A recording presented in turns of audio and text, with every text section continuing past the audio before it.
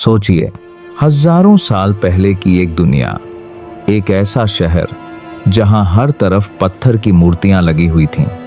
बाजारों में, घरों में, मंदिरों में हर जगह बुत ही बुत दिखाई देते थे।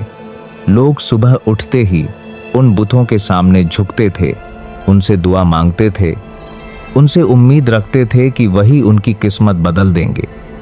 किसी को बारिश चाहिए होती, कोई दौलत मांगता, तो कोई अपनी मुश्किलों से छुटकारा चाहता। लेकिन किसी ने यह नहीं सोचा कि जिन पत्थरों को इंसान खुद तराश कर बनाता है, वे इंसान की मदद कैसे कर सकते हैं। उसी शहर में एक बच्चा पैदा हुआ जिसका नाम था हजरत इब्राहिम अलैहिस्सलाम। बचपन से ही उनका दिल सच्चाई को ढूंढता था। वे अपने आसपास की हर चीज को ध्यान से देखते थे और सोचते थे। जब लोग बुतों के सामने सिर झुकाते थे तो उनके दिल में सवाल उठता था कि क्या सच में ये पत्थर हमारी जिंदगी बदल सकते हैं। जैसे जैसे हजरत इब्राहिम अलैहिस्सलाम बड़े होते गए, उनके दिल में सवाल भी गहरे होते गए। वे रात के आसमान को देखते, चमकते सितारों को देखते, चांद को देखते और सूरज को उगते हुए देखते। वे सोचते थे कि इस पूरी दुनिया को बनाने वाला कौन है? कौन है जो सूरज को हर रोज उगाता है? कौन है जो चांद और सितारों को आसमान में चमकाता है? एक दिन उन्होंने अपने वालिद से पूछा, अब्बा, आप इन बुतों की इबादत क्यों करते हैं?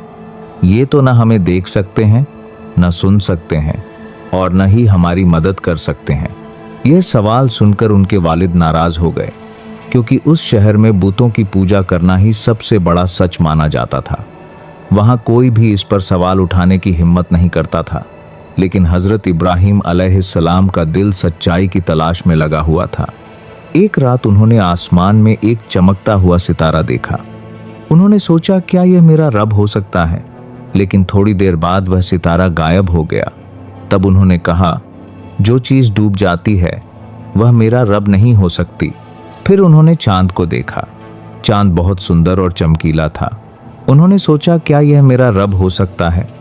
लेकिन सुबह होते ही चांद भी गायब हो गया। तब उन्होंने समझ लिया कि चांद भी रब नहीं हो सकता। फिर उन्होंने सूरज को देखा। सूरज सबसे बड़ा और सबसे चमकीला था। लेकिन जब शाम हुई तो सूरज भी डूब गया। तब हजरत इब्राहिम अलैहिस्सलाम ने कहा कि मेरा रब वह नहीं हो सकता जो डूब जाए। मेरा रब तो वही होगा जिसने आसमान और जमीन को बनाया है। जब उन्हें सच्चाई समझ में आ गई तो हजरत इब्राहिम अलैहिस्सलाम ने लोगों को समझाना शुरू किया।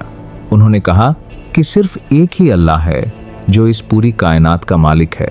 वही हमें पैदा करता है, वही हमें रोजी देता है और वही हमारी हिफाजत करता है।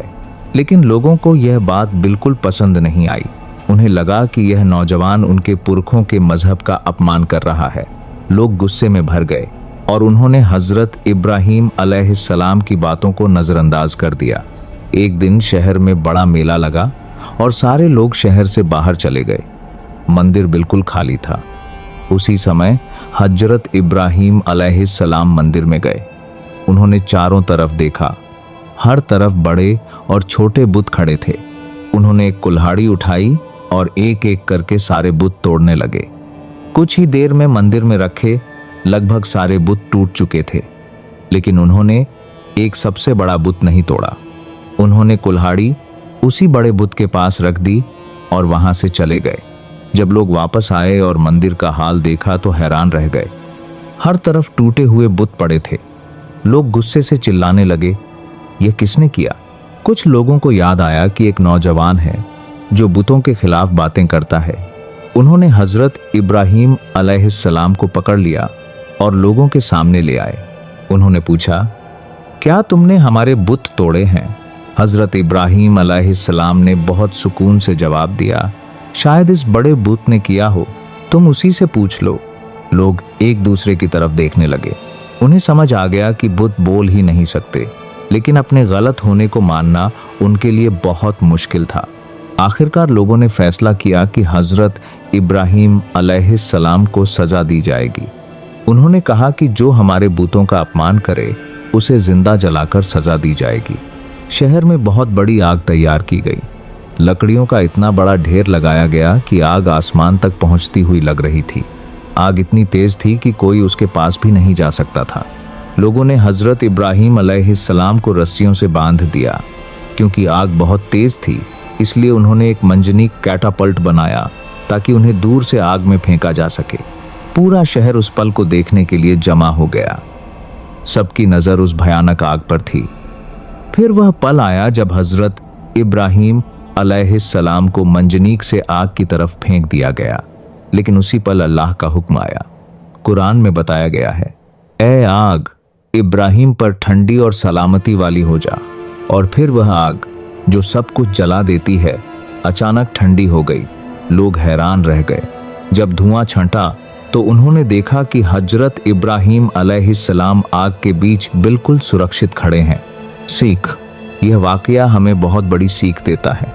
जब इंसान सच्चाई के साथ खड़ा होता है और अल्लाह पर पूरा भरोसा रखता है तो दुनिया की सबसे बड़ी ताकत भी उसका कुछ नहीं बिगाड़ सकती।